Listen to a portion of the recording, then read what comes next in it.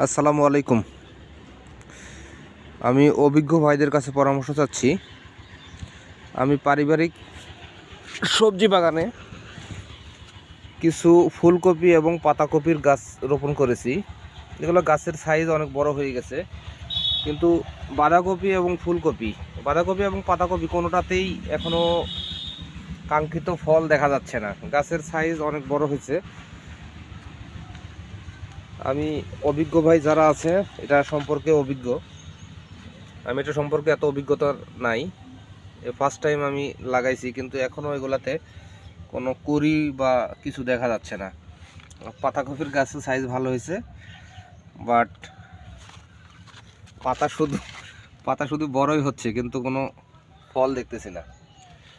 এই যে এখানে একটা অনেক বড় হয়ে গেছে, কিন্তু পাতাকপির তো কোনো ইয়ে দেখতেছি না।